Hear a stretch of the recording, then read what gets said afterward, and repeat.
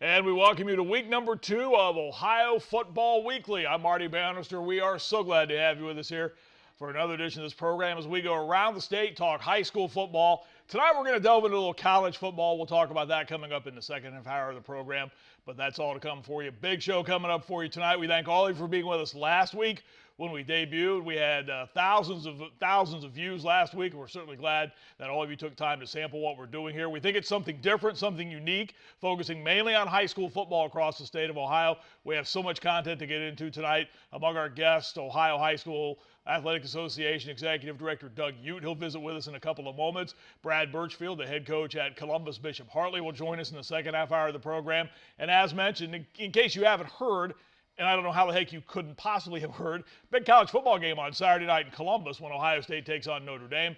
And coming up at about 7:15 or so, Jeff Logan, former Ohio State running back and color analyst for the CW on Thursday nights here locally in Central Ohio. He calls high school football games. He'll visit with us. We'll talk about the Buckeyes and the Fighting Irish. So we have a lot to get into on the program tonight. We come to you through the services of our friends at Yamo Media. Adam Dell's the producer of this program, and we're glad he's behind the dials getting everything up and running for us here tonight.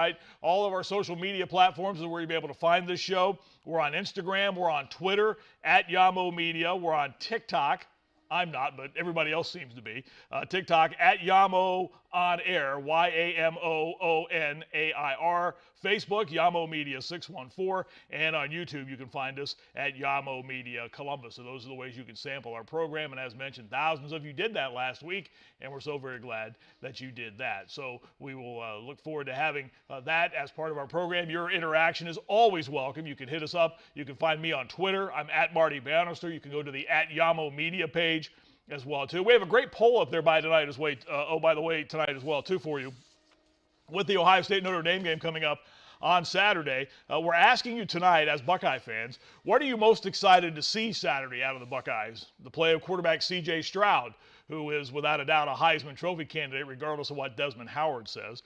The running game for the Buckeyes, and we know how strong that was last year with Travion Henderson. The receivers, they may be the best in the country, the Buckeyes have, lining up for targets for C.J. Stroud to throw the football to. And I think an area that, well, without a doubt, has gained the most attention in the offseason, and that's been the much maligned Ohio State defense from last season under new defensive coordinator Jim Knowles. We'll find out if those changes have taken place, and we'll find out if Ohio State's able to rectify a lot of the wrongs that their defense had last season. So that's all coming up for you on the program tonight. You can hit that poll again. It's on our Twitter page at Yamo Media. And it's also on my Twitter page as well, too, at Marty Bannister. Right now, the defense, as you might well expect, has gained the majority of the votes in the balloting right now. The running game has received some votes as well, too. Nothing yet for C.J. Stroud or the receivers, but somehow I think the defense is going to win the day in this poll, and hopefully for Ohio State fans, rather, it will win the night for them on Saturday when they take on Notre Dame. Such an interesting dynamic surrounding that game with the return of former Ohio State captain Marcus Freeman. Of course, he played his college football for the Buckeyes, and now coaching Notre Dame has James Laurinaitis on his staff as well, too, former Buckeye linebacker. So there's so many things going into that. But as mentioned, the focus of this program is high school football. And when we return after a short timeout, we're going to visit with the executive director of the Ohio High School Athletic Association. He's doing a tremendous job with the OHSAA. Doug Ute will join us. There's so much to get into. The OHSAA just launched an online program to help those of you who want to be an official and to help officials continue to get better at their task. They just launched that today. We'll ask Doug about that and just get his thoughts on how the high school football season is going. And believe it or not, it's week 3 coming up this Friday night of the high school football season. NFL hasn't played a game yet. Ohio State hasn't played a game yet. But there's high school football hitting week number 3 of its regular season. So we'll do all that when Doug Ute visits with us after this timeout. So glad to have you with us. This is Ohio Football Weekly. Yamo Media is the place to find us. I'm Marty Bannister. We're back with more in a minute. Hey, sports fan! Did you know the OHSAA is among the national leaders in social media? Check out the OHSAA's social media platforms for news, tournament information, accomplishments, helpful links, and all the items available in the fan guide, including photos, DVDs, and publications. Check out OHSAA Sports on Twitter, Facebook, Snapchat, and Instagram. And who knows, you may be the next featured face. I mean, I don't totally know what opioids are, but... It doesn't happen here. Not in denial. No. No. Our kids are way too busy. My son has good friends. Don't live in denial, Ohio. Talk to your kids about drugs, and they'll be up to 50% less likely to use them.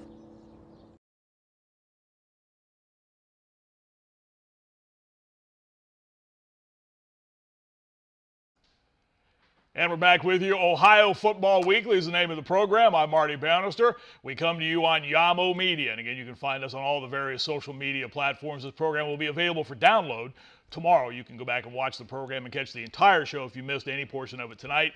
And again, we'll give you the addresses and the sites you can find us as well, too, coming up as the program rolls along. Well, as I mentioned prior to the timeout, we're going into week number 3 of the high school football season, which is really kind of hard to believe, but that's where we're at right now. And it has been a great start to the high school football season. Sure, there's been a couple of games that were delayed because of weather and some other things that are factors into it, but it's been a great start for the football season in the state of Ohio. And visiting with us right now is the executive director of the Ohio High School Athletic Association, our good friend Doug Ute. Doug, always good to see you, my friend. And as you heard me say, we're off to a great start. We're heading into week 3 of the high school football season. Am I wrong in saying it's been a great start? Oh, it's been a really good start, Marty. We were just talking today. Think about this. We had 2 wonderful weather weekends on those Friday nights. This Friday is supposed to be great.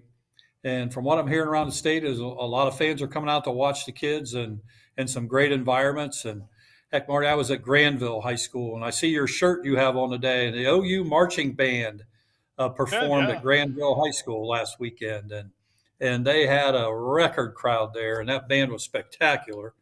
And it was one of those halftime shows that nobody moved on either side. And I would look at Granville student section. There had to be 150 kids up there, and not one kid went down and get a hot dog or a drink, and they all watched that band. And so just a wonderful night and good weather and a lot of good games that have already transpired.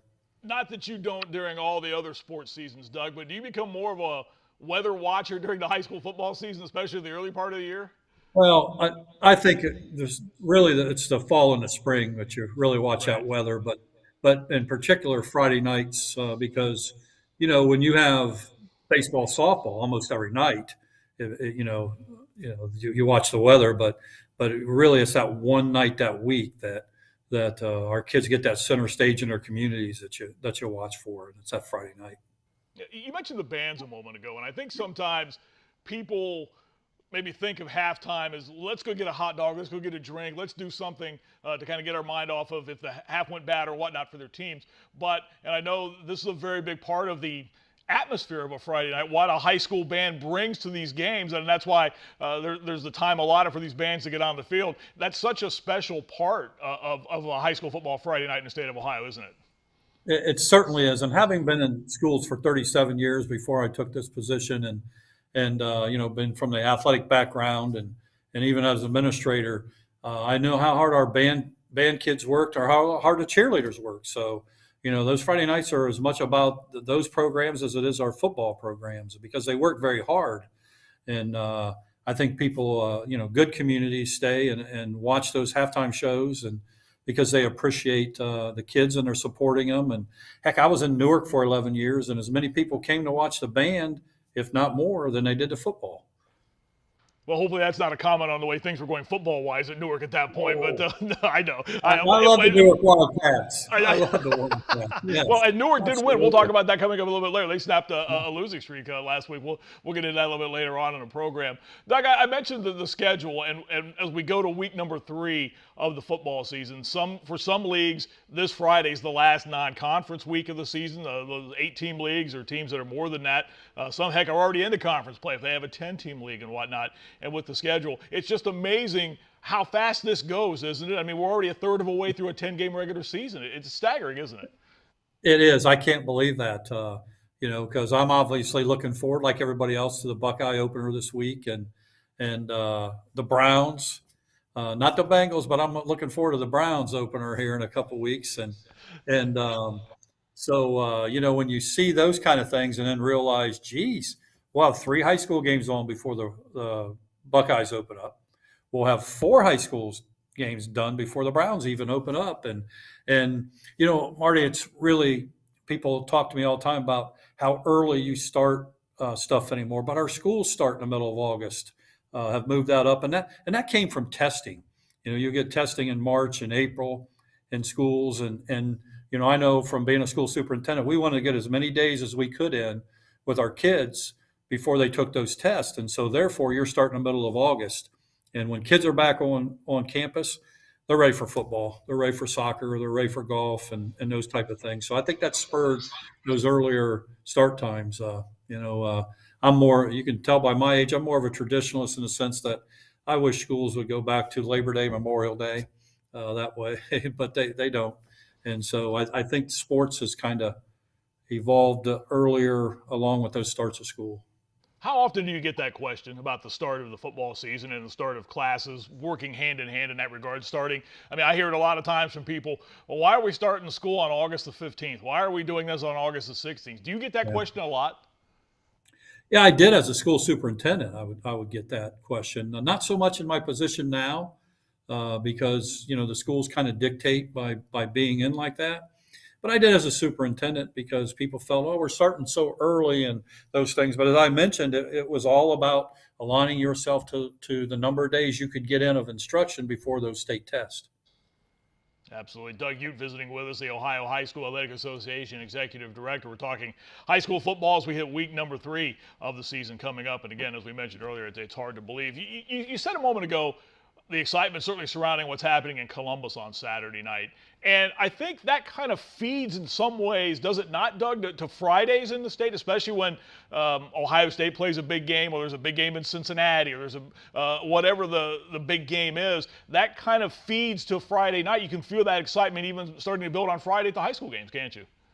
Yeah, you can. And you said it very well. I can't believe that this is the last week of most non-conference games for those conferences here in Ohio, and a lot of schools have. And I'll keep with my time in Newark and my days there. We always opened up with Zanesville. That is a huge game. We always play Mount Vernon, and those rivalries are as strong, if not stronger, than a lot of our league rivals. And a lot of schools are that way. Something that I think hurts the college football game in a lot of respects, because some of those rivalry games are gone now because of the expansion of leagues, and it's good to see that those games stay in high school football. That's very important. I know I'm a big West Virginia fan, and they play Pitt for the first time since, goodness, I think 2011 on Thursday night, and that's been lost, and thankfully the high schools can still do that, and I know those games are very important, aren't they? They are, because if they're like the Zanesville game that Newark opens up with, or the Mount Vernon, those are their parents played against those communities and those type of things, and so I think your community rallies around a little bit more of your school sport when they feel a little bit when they're part of that rivalry, and the towns aren't far from each other, those type of things, and you go around Ohio and see who's playing week 1, week 2, and week 3 against each other, and a lot of them are communities that are fairly close, and they've done it for years, and they're good crowds, which is what we want all of our kids to be exposed to, and I do think too, Marty, I think if you're not excited in the state of Ohio for this weekend for football, with Ohio State playing Saturday night, high school football Friday night, it's going to be great weather both nights. If you're not excited about that, yeah. Well said. Well said. Yeah. Well said. I agree with you 100%. I wanted to ask you, too, about some news that came out a little bit later this afternoon. The OHSAA has decided to move to all classroom instruction now for new officials to the convenient virtual platform RefPrep, and it's also asking member schools to offer the online officiating curriculum during the school day so students can begin the process of learning to become an official. A number of schools across Ohio have already begun offering the RefPrep class. This is such a big thing, I think, Doug, because, and you, again, I'm sure you're well aware of this, the issues that have propped up over the last few years with officials, getting people who want to continue to do this. And let's face it as well, too, there's a great number of officials who are getting to the point where they simply physically can't do it anymore. So you need to get those interested in being an official, and you need to get that process started. And this is a good way to do it, I think. Yeah, I'm really happy with Bo Rugg and our officiating department here. And it's not an Ohio problem; it's a country problem. Every state's having an issue with that, and it's that aging population that is leaving, either physically or also COVID hit. And I've had some people tell me, I've been just doing it for years, and I stopped doing it during COVID, so I just stopped. One of those things. But really, our association with Ref Prep, which is a company out of Indianapolis, and I would tell you, Ohio is kind of on the forefront of leading this charge in the country with the way we're registering officials. And so, we just started talking in here. And again, Marty, my background in schools, so I could take world history online or calculus online and all these different classes in high school, but I can't take preparation to be a referee online. And this company just matched right up with us and what we're doing. We're in, I think it's 40 some schools in Ohio right now. That number's growing. An example, I was at a volleyball game the other night in Shelby, and I had some conversations last year with their principal, and he joined an online program that we had featuring Ref Prep, and he has 48 kids signed up for that Ref Prep class in his high school.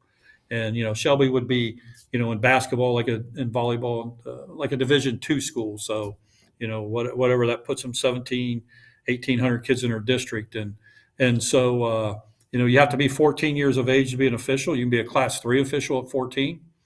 When you turn 18, you automatically become a Class 2. But Class 3 gives you an opportunity to do games up through ninth grade. So you can do middle school games.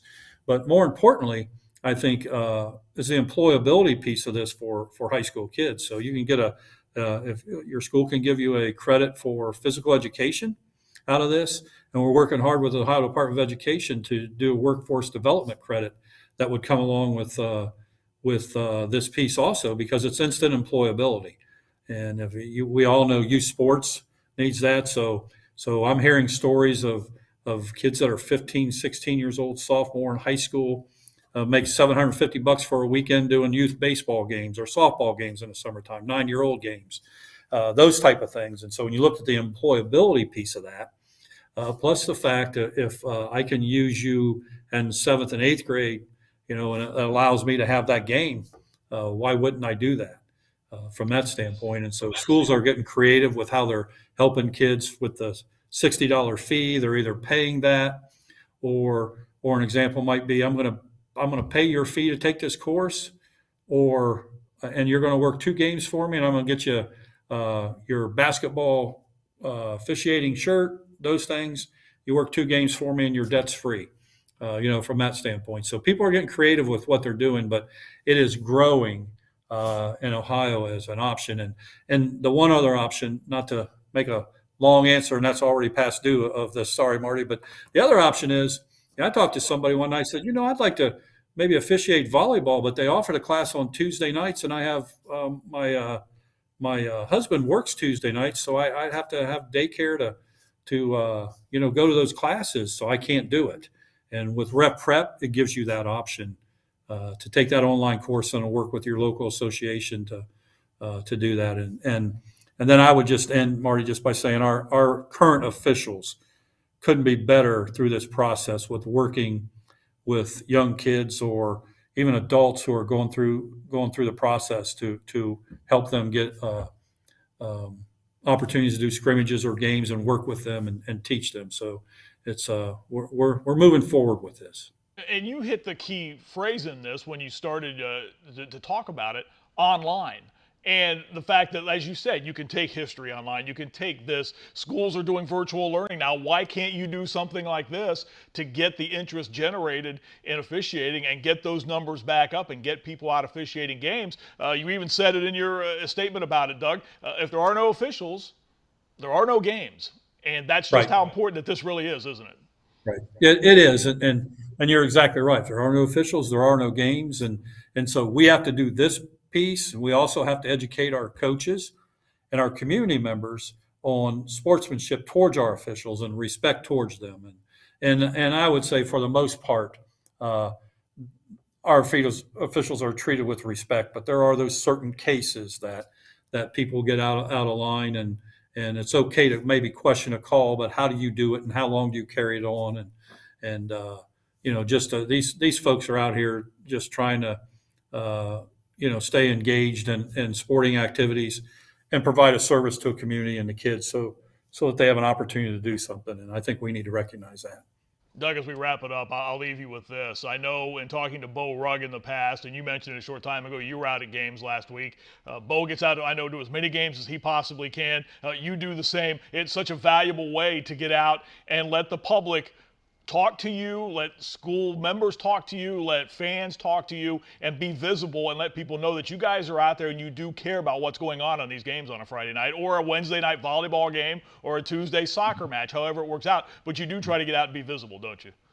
Yeah, we do, and I'm not like Bo. He hits 3 games on a Friday night. I can just make one. But although I do believe this is kind of interesting, I think it's October 21st or sometime in October. I'm going to join Andy Bixler, who's the superintendent at Anna, and we think we can hit 4 football games in that night in that area. How close those schools are to each other. So I'm looking forward to that. But I will tell you, I got no more joy as a school superintendent of getting in classrooms and getting in the buildings with the kids and interacting with them. And I get no more joy as executive director of our association than being at events and talking to coaches and kids and fans and those type of things.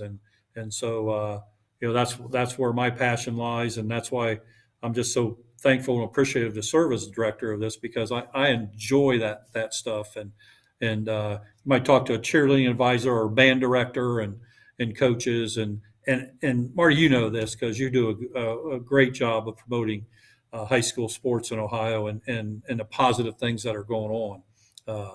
You always have, and I appreciate that. And there's a lot of positive things going on in our schools today, and sometimes that gets overshadowed by one incident or not. But there's a lot of great things going on with our kids out in our schools. Absolutely. Doug, I always appreciate your time. I think you're doing a tremendous job at the head of an organization that has, as you know, has gotten its share of chatter on social media and other places as well, too. But I think you've done a great job, and I know the response to you has been very well. And since you and I do have what I would consider a very good relationship right now, I'll just leave you with a great who day, and we'll let you move on to the rest of your evening. And thank you very much for joining us. Can I bark at you, Marty? Let me bark at you. Go right ahead if you Thanks want for to. having me Go on. right ahead if you want to. Doug, Thanks I for having me appreciate your on, time. buddy. Thanks, Have a good night. it. Thanks. Doug Youth, the Executive Director of the Ohio High School Athletic Association, visiting with us here on Ohio Football Weekly. And Doug's right. It's a tough thing to do, to be ahead at top of that organization. I mean, it is one that I can't think of a athletic organization in this state that gets the amount of heck that the OHSAA does for just about everything that they try to do. And Doug, I think, has stepped in and done a very good job of righting the ship a little bit and getting everybody back on the same page. And I know his efforts are greatly appreciated, not only around the state, but I know in that office in Columbus as well, too, as the OHSAA continues to move along as far as governing high school sports in the state of Ohio. All right, we're going to step aside. When we come back, we're going to go around the state. There were some great performances last week. Doug mentioned Newark, and they were winners last week, and we'll tell you why that was so special. There were some other great performances last week. We had a wide receiver catch 5 touchdown passes in a game for the second week in a row. We'll tell you about that as well, too. Ohio Football Weekly continues right here on Yamo Media.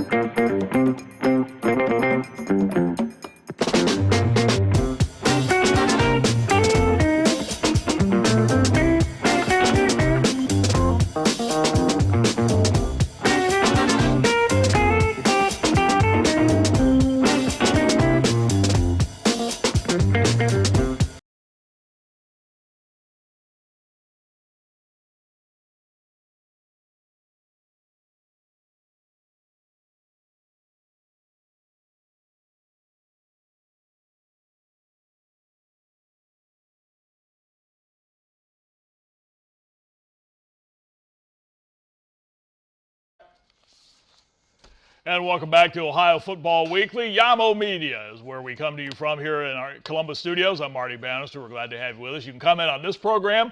Hit us up on Facebook. You can go to our Twitter pages as well, too. I'm at Marty Bannister, and we are also at Yamo Media as well, too. We have a poll up on our Yamo Media page right now. It centers on the Ohio State-Notre Dame game on Saturday night. We're asking you what you are most excited to see on Saturday night, either the play of C.J. Stroud, the Buckeye running game, the Buckeye receivers, or the play of the Ohio State defense. So let's dive back into a little high school football talk now, and we like to go around the state and find out what happened in week number 2. There were some big games last week, some great performances as well, too, as we go around the state and look back at week number 2 of the high school football season. Our player of the week, let's go with Cincinnati Moeller running back Jordan Marshall. All he did last week was run for 323 yards and score 5 touchdowns. He had 57 receiving yards as well, too, and a touchdown reception as well for Moeller as the Crusaders continue to move along. Certainly one of the best teams in Division I in the state of Ohio. So our congratulations from Yamo Media to Moeller Crusaders running back Jordan Marshall. 328 rushing yards last week and 5 touchdowns on the ground. So we'll throw a player of the week honors at him. Now, around the state, of course, the big news in Central Ohio centered on the Columbus City League and the inability to play football last week because of the school district, the teachers being on strike. Once that was settled, they were allowed to get back on the practice field. Teams were allowed to go back on the practice field on Friday. They are expected to get back on the field this Friday and play games this Friday night. The tough thing about it was it left a lot of schools scrambling that had games. They had to start dialing around and find games to fill the spots if they were scheduled to play a City League team. And fortunately, I think just about everybody that was scheduled to miss a game was able to get a game back in and get a scheduled game in. So that's the positive to that. But it is good to know that the teachers are now back in the classrooms. And whatever you think about why they walked out, that's not the point of all this. The point is the student athletes are back on the field. That's the point of all this. And the band members and all the other sports as well, too. So they expect to get games back in this Friday and other extracurricular events as well, too, going on. COVID's still with us. It's not going away. Bexley was forced to postpone their game last week against Hamilton Township. At least 15 cases reported on the Bexley Lions football team. Our good friend Greg Fry, now an assistant coach on that Bexley football program. So they were forced to cancel their game last week. And again, we'll see how all this plays itself out as far as computer points and all those other things are factored in as the season rolls along. So Bexley forced to postpone their game last week. How about some of these records that fell last week in games around the state of Ohio? Avon beat Medina 43-42. Medina junior quarterback Danny Stoddard, look at those numbers. 621 yards passing, 6 touchdowns. He was 39 of 52 and broke the record set by another pretty good quarterback, Drew Allard, who's now the backup at Penn State and is expected to see considerable playing time for the Nittany Lions this year. Wide receiver Brennan Schramm, 293 yards and 3 touchdowns receiving as they continue to roll out just looks like another very good quarterback at Medina. They came up a point short last week in falling to Avon. Old Washington Buckeye Trails Kane Egan, in a losing effort, ran 2 kickoffs back for touchdowns. 93 and 90 yards in a 48-20 loss to Cadiz Harrison Central last week. Pretty good night in a losing effort. Congratulations to that young man. 93 and 90-yard kickoff returns in a losing effort for Harrison, or for Old Buckeye Trail. We mentioned Newark a moment ago. The Wildcats had not won since the 2019 season finale. They knocked off Mount Vernon 35-34. Oh, by the way, it was also their first road win since 2018. And if you ever get the chance, great place to go watch a high school football game. Whitefield in Newark, right there off of State Route 16 as you're heading east. Great facility to watch high school football. They share it with Newark Catholic, but it's a great facility and a great place to watch a high school football game on a Friday night. So congratulations to the Newark program. Streaks, how about this? St. Henry last week had a streak snap of 23 consecutive games without allowing 30 or more points.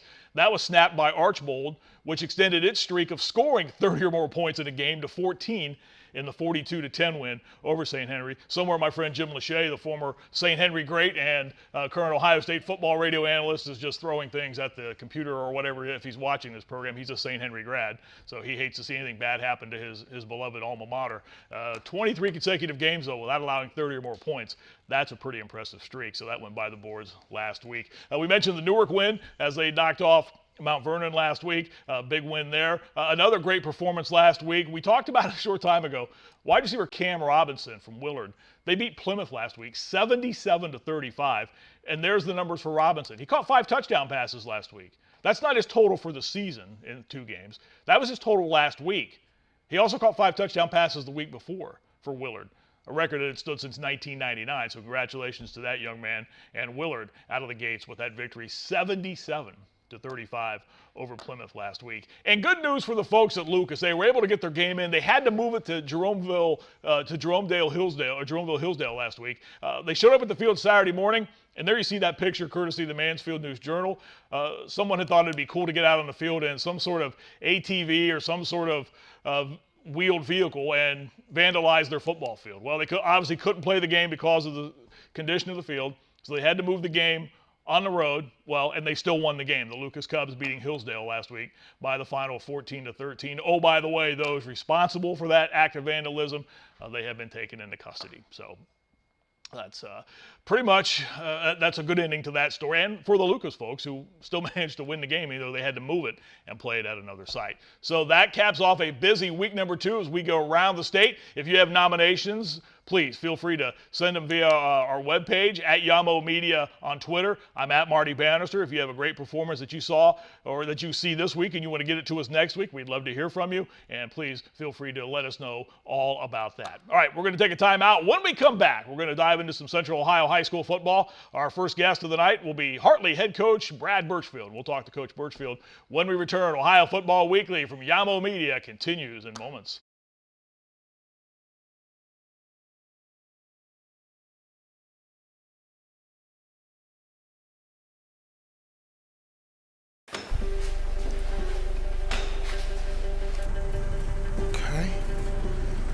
I can work with this.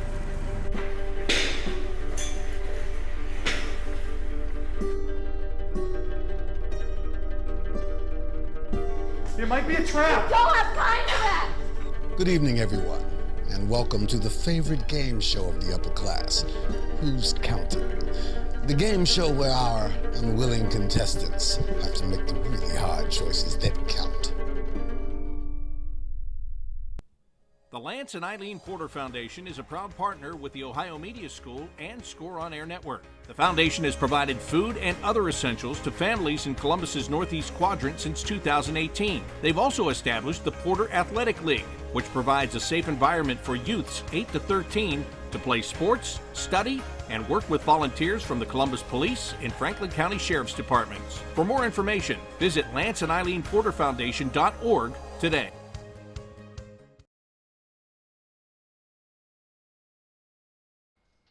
And welcome back to Ohio Football Weekly, week number 2 of this program as we head towards week number 3 of the high school football season. We just went around the state.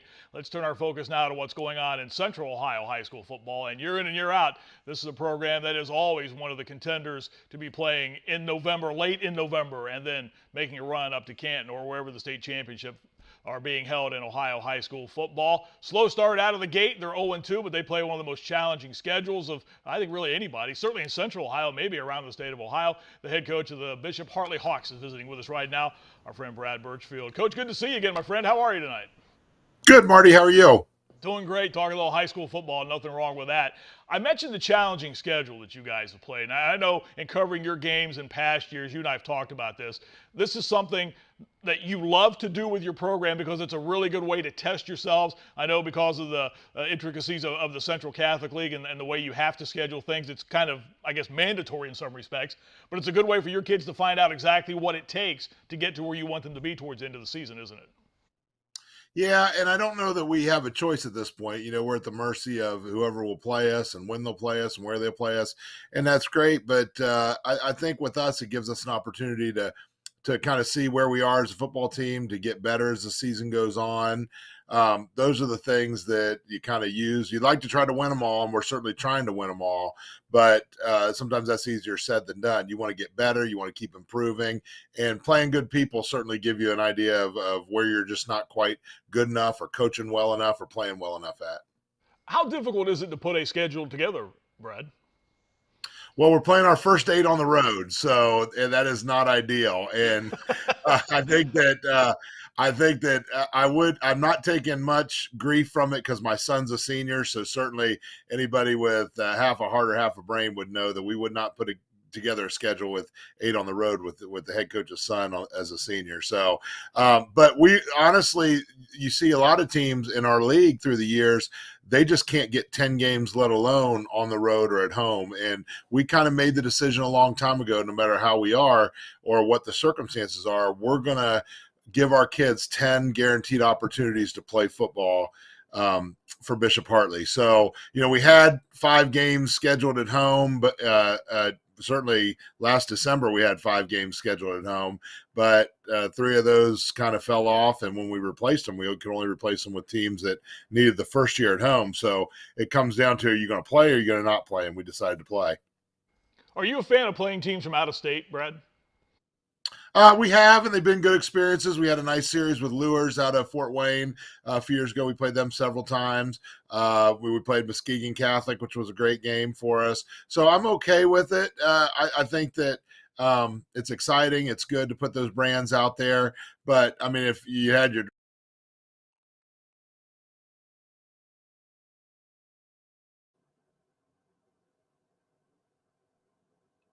schools from out of the state of Ohio, we had a good shot of just kind of the crowd reaction that comes when Hartley does play at home. You mentioned the 8 games on the road. Talk to me about the mindset of preparing your team for that. It has to be difficult because they know, kids love to play in front of the home fans, but they know that's not going to happen now until the last 2 weeks of October. Have you approached it any differently with them? We really haven't. We've played so many teams in so many different parts of the state. And like you said, outside of the state for years, they've kind of grown up and that's been there. That's in their DNA. We really haven't addressed it at all. We've kind of addressed it one game at a time, one practice at a time, what we need to do to get better, how we need to improve, how we need to build as a football team. I mean, those are kind of the biggest things. And high school football is not high school basketball. It's a great experience and it's great at home, but the fans aren't really on you. It's not it's not as much of a home field advantage as I see in like the basketball games and whatnot. I think that's a very valid point. You're 0-2 right now. You've played a couple, again, pretty good football teams. Opened up a Big Walnut and then lost to Harvest Prep last week. Both those teams are 2-0 right now. Long way to go in this season, Brad, but after a couple of games, what are some of the positives you've seen out of your football team?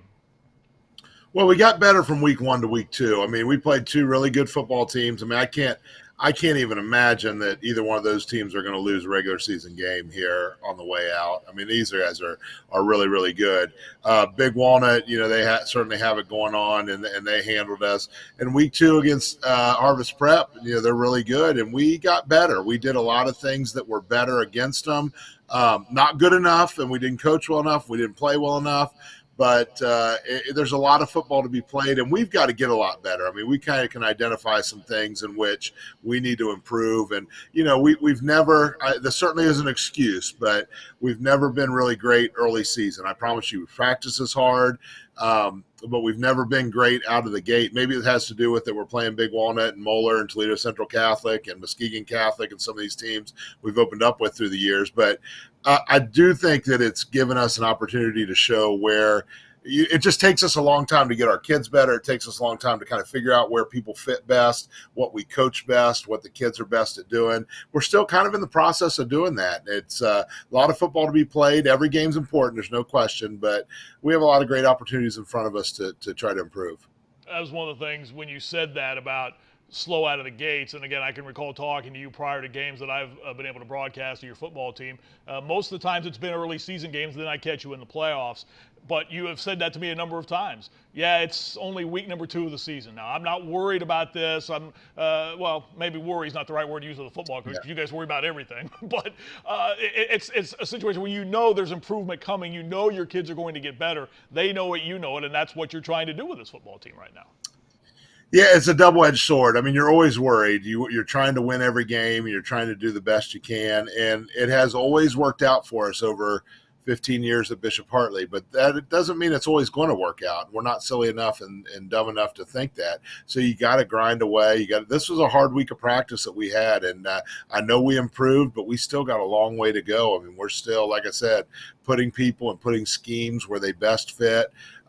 The things you think are going to be good schematically, in August against your second team. It's not as good against somebody that's really, really good, but yet something you didn't work on as much is better. Your kids are better at doing that. So you're kind of still in the process of doing that. It takes us a few weeks to do that, but that's the direction we're going. Winchester this Friday night, and they're off to a 1-1 start. When you look at your schedule and the way you play these games, do you have a preference? For example, I'm looking at your schedule right now. Canal Winchester, that's Archbishop McNicholas, and Lima Central Catholic. You do a pretty good job of balancing between larger schools and then maybe schools that are lower than you division-wise, enrollment-wise. Was that a goal when you put the schedule together, or do you just play them as they come and get the computer points when you can? A little bit. I mean, to play somebody closer to our size, for example, I guarantee LaSalle and Hoban, we could have played back-to-back at Hartley if that's what we wanted to do. But playing the bigger schools and bigger enrollment schools, there's no question it takes a lot out of you.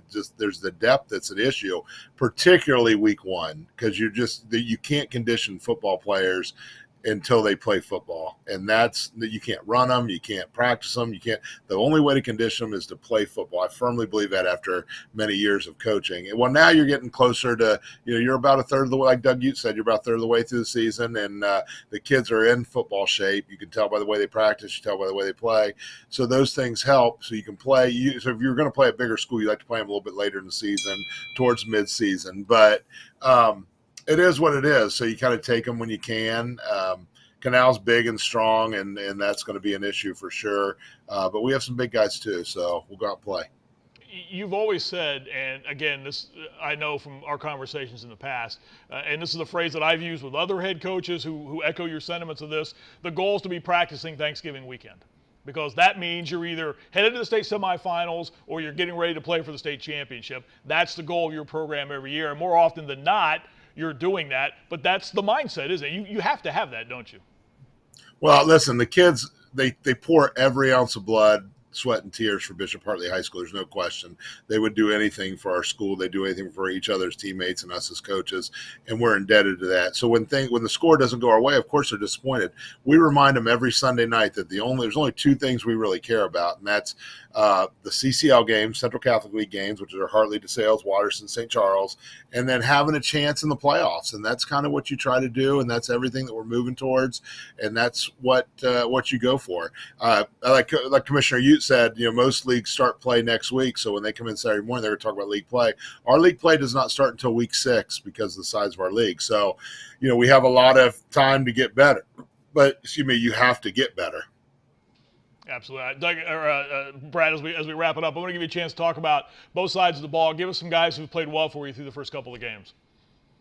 Yeah, I've been really excited. Our tailback, Deontay Hubbard's got, 400 yards in 2 games. He's a monster. Offensive line, we're never going to say we're young or we have new guys. We have great Hartley players, but we do have a new gel coming together, particularly in the offensive line and the secondary, and those guys continue to get better, and we're excited about them. We've got a 3-year starter at quarterback in Peyton Underwood, and you can see him get better and better and better every game, and he's going to be a weapon for us.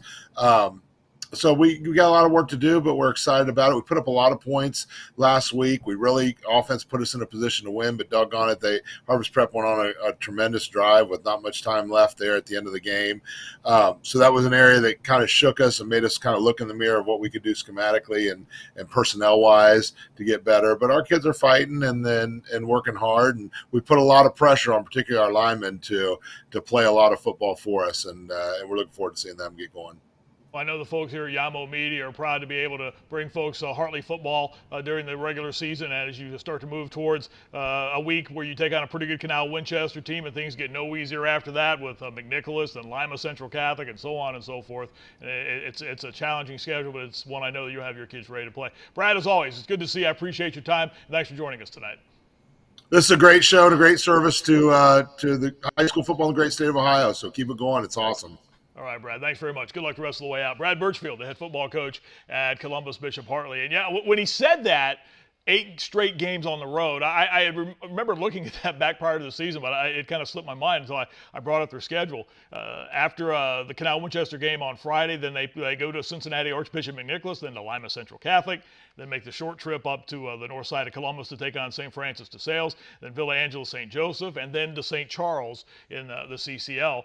So yeah, it's a challenge, no question. And as Brad talked about, it's very difficult for these teams, especially the league the size of the CCL, where we only have 5 schools playing football against each other, to get these games in and find people that want to play you on the type of basis that they want to play to get these games in. So again, best of luck to Brad, and we thank him for spending some time with us here tonight. All right, as we mentioned, on Saturday here in Columbus, there is a kind of an important game going on. Now, I know we are a high school football-centric program, but if you heard our conversation with Doug Ute a short time ago, he talked about how what happens with a big game college-wise in the state really kind of flows over to Friday nights. You can just sense the atmosphere when you're at the high school football game that you're going to on Friday. People will be certainly they're going to be focused on their team's game that night, but what's going on the next night, be it a game like this or later on in the season when Ohio State, for example, will play Michigan later on, those games are always ones that generate a lot of attention around the state of Ohio, and that's no different this coming Friday night. Well, I thought it'd be good to bring on a good friend of mine who, he and I have worked together on high school football and college football. We started together on the Ohio State Football Radio Network, goodness, way back in the late 80s, which ages both of us, probably more me than him, but he does a lot of work for iHeartRadio now in Central Ohio as a football analyst for 610 WTVN. He's on 99.7 The Blitz. As I mentioned, football analyst on the Thursday night CW games. Our friend Jeff Logan, former Ohio State running back, former Buckeye captain. Good to see you, my friend. How are you? Long time no see. I am terrific, and it was really good to hear a little bit of your interview with Coach Burchfield. We will have that Hartley DeSales game on our Friday night rivals. So, Marty, we moved from Thursday night to Friday nights a year ago, and same kind of excitement that's going on there, and love to be able to bring high school football live to the folks in Central Ohio. And Hartley, one of those really good programs. It'll be great to see them on September the 23rd. If you heard me talk about what Doug Ute said about how you can sense that feel at a Friday night game because of what's going to happen on Saturday, be it Ohio State, be it if there's a big game in Cincinnati. Certainly Bearcats fans are going to be excited about what's going on there with that football program. But you can sense that, can't you, on the night before when you're out covering one of those games, that there's a different buzz in the air, isn't there? Well, in Central Ohio, there's a different buzz in the air when high school football starts. And then when you get the college season that gets kicked off, and especially in Central Ohio with The Ohio State University starting like they are against this pretty good Notre Dame football team, the excitement is going to be there, Marty, and no doubt the juice that everybody's going to have ready to go for Saturday evening will be there on Friday night before that game, and I think it'll carry on throughout the season. What's going to happen on Saturday here in a few minutes, but I want to get your thoughts since we're dealing mainly high school football. I want to get your thoughts on what you've seen through the first couple of weeks. Refresh my memory. What are the games you've had, and what have you seen that stood out the first couple of weeks for you? Well, we saw Pickerington Central in week number 1, and they didn't disappoint. They're absolutely as good as advertised. I know they went on the road last week and lost to a pretty good Cincinnati Elder team, but there's some rebuilding that's going on for Jay Sherritt in what they're trying to accomplish out there. So, you know, we'll see what all happens with regards to that. But I think Pickerington Central, without a doubt, is one of the premier schools in Central Ohio. Last week we had Darby and Hilliard Bradley, and Bradley was hosting. We had a 19-14 game, and I'm going to tell you what, both of those schools I think have the ability to be able to compete for the championship in their divisions within the OCC. So very impressed with the way they all played. Two very different offensive attacks. One that's very slow and grinding, one that's wide open, and both of them, though, very efficient. Jeff, how much fun are those rivalry games? I mean, there's something different about those, aren't there? Yeah, there really is. And, you know, one of the concerns that the OHSAA had with us doing live football games were people not going to come to the games and stay home and watch them on TV. Well, there wasn't a seat to be had at Hilliard Bradley last week. I mean, we looked across the way, and the Darby kids in their cheering section were every bit as full there as the team, the home team was. I mean, it was just amazing to me. And I think a lot of it is the rebound and the bounce back from pandemic. I think people are looking forward to getting out and doing things, and the support of the community in rivalry games really does make it special. Take me back to your days of playing rivalry games. You had a truckload of them to play in when you played in high school football. As I mentioned, those are special games. What's that week of practice like? It takes on a different feel, doesn't it? Well, it really does. It got me prepared when I got to Ohio State for that rivalry week against the team up north. And we had two. I played at North Canton Hoover up in the northeast part of the state, Stark County, which, oh, by the way, I love Central Ohio, but the greatest football players have come out of Stark County forever. That was we coming. all know that. I knew that was coming at some point. But we had two rival games. One was Louisville, and you may remember the name of Kenny Kuhn, who was a linebacker at Ohio State. He was a Louisville guy. And then also Massillon Jackson, which is another rivalry game that has really become big with North Canton Hoover. But those games became critically important. I know that our 1972, gosh, that sounds like 100 years ago in Stagecoaches, but 1972, our high school football team, my junior year, went undefeated in the regular season, went 10-0. And unfortunately, that was 2 years before the playoff system started in Ohio. So at the end of 10 games, when we were perfect at the end of the season, there was nowhere to go but to either basketball or wrestling or get ready for the next football season. When you touched on the comment you made about Northeast Ohio football, I laughed at that. But that's one of the things I think, Jeff, that makes football in the state of Ohio so unique. You talk to somebody in Cleveland, well, there's no better high school football than what goes on in Cleveland. Sure. You talk to somebody in Cincinnati, there's no high school football better than Cincinnati. Central Ohio folks will tell you this is where the best high school football in the state is played. That's what makes this state, I think, unique in high school football, doesn't it? It's interesting, Marty, because I started doing some high school football games in the early 80s.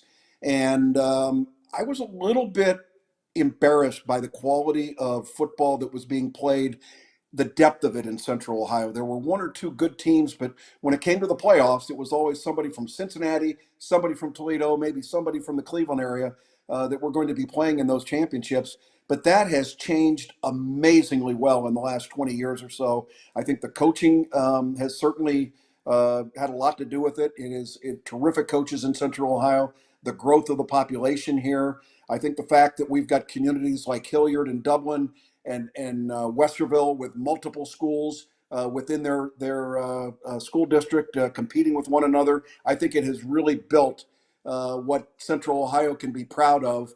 Go back to Upper Arlington, back in the 60s, it was either Upper Arlington or Massillon maybe winning the state championship. And then it went dark for a long, long period of time until that Upper Arlington team got things going again. And look what Hilliard Davidson did under Brian White. And look what Jay Sherritt is doing with Pickerington Central now. There is great strength in Central Ohio football.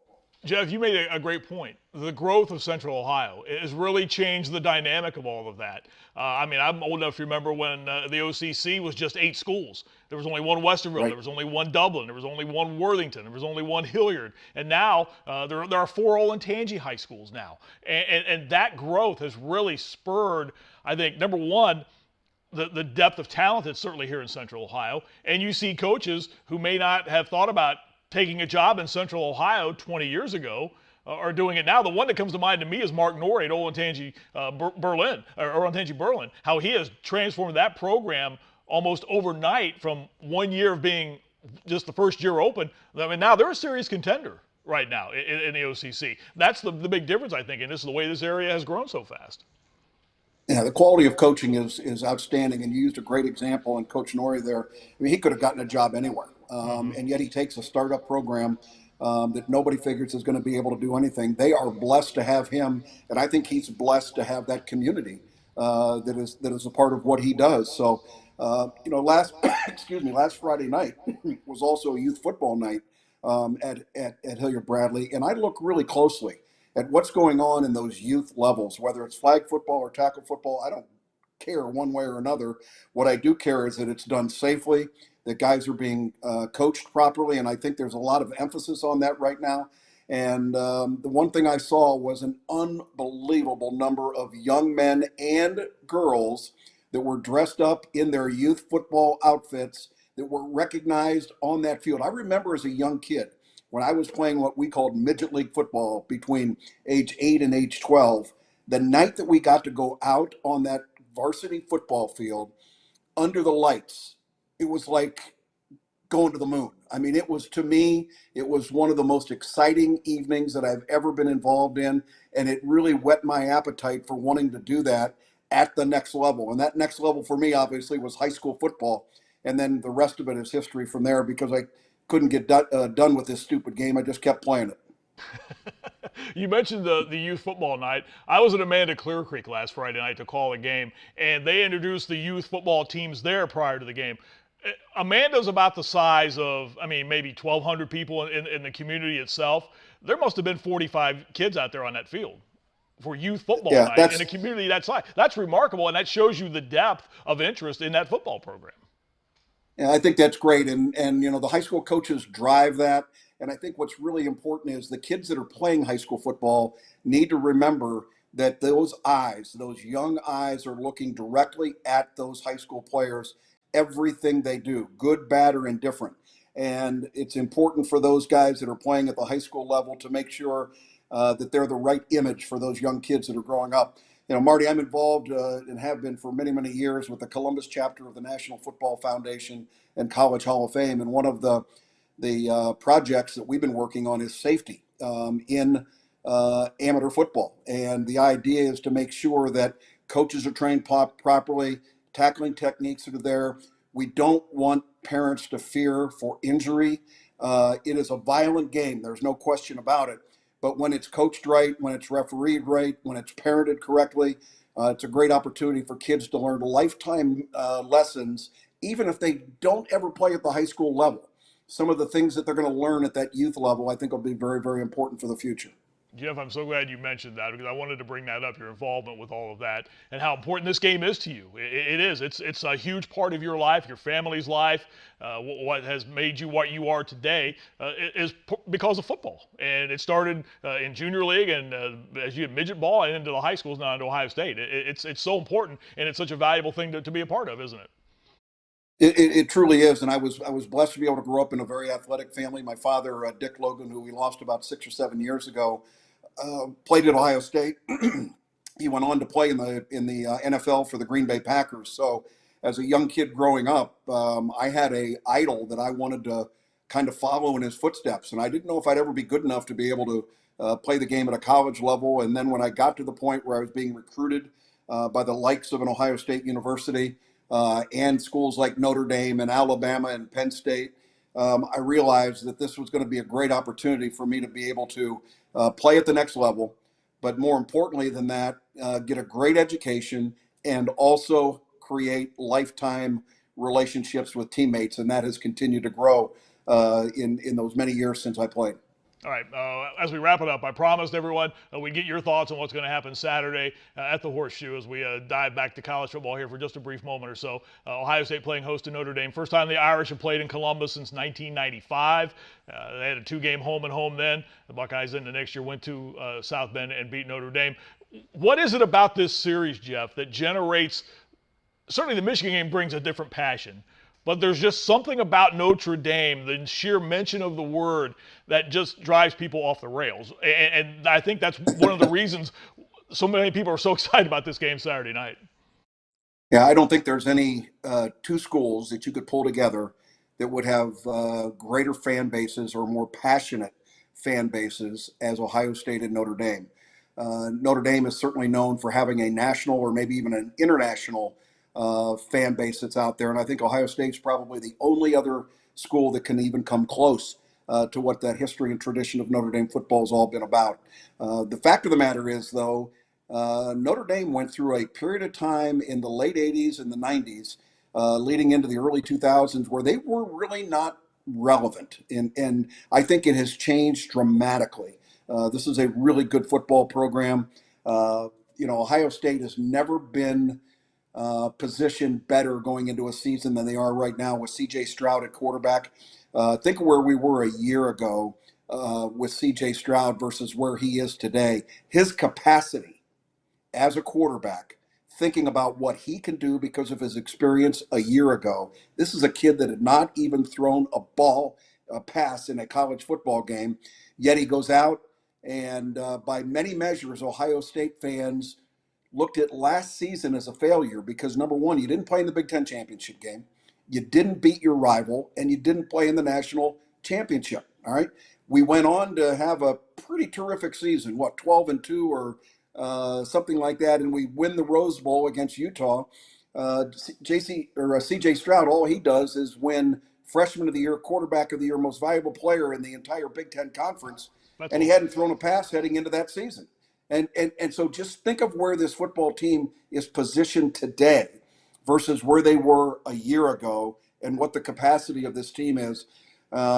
With a 17-point favorite in this game, which absolutely blows me away in what I think is a rivalry game, Ohio State has got all the pressure, I feel, on them to go out there and not only win the game, but win the game convincingly, and I think they will. Jeff Logan, it's always a pleasure to spend some time with you, my friend. Good to see you. We're long overdue for a get-together here. Best of luck. Continue your great work on coverage of high school football. You know how I feel about your talents, my friend. Always good to see you.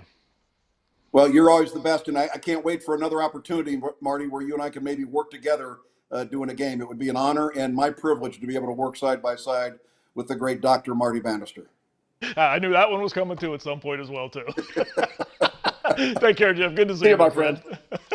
Jeff Logan, college football analyst for IR Radio here in Columbus. And as he mentioned, I'd forgotten they'd moved those games to Friday nights. As we get older, some of those things slip past us. But he and Randy Reinhardt are now on Friday nights with the CW game. So there you have it. That's this week's edition of Ohio Football Weekly. We are so very glad you spent some time with us tonight. Our thanks again to Doug Ute, the executive director of the Ohio High School Athletic Association, Brad Burchfield, the head football coach at Columbus Bishop Hartley, visiting with us, and as you just heard, Jeff Logan joining us as well too. And thanks to you for joining us tonight as well too. Program will be up for full view tomorrow, available on our websites and our social media platforms, Instagram and Twitter, TikTok. On Instagram and Twitter, we're at Yamo Media. On TikTok, we're at Yamo On Air. Facebook, Yamo Media 614. And YouTube, we're at Yamo Media Columbus. Thanks to Adam Dell. Great job producing the program tonight. Thanks to you for being with us. We're back with you next week for week number 3 as we go into week number 4 of the high school football season on Ohio Football Weekly. So long, everybody.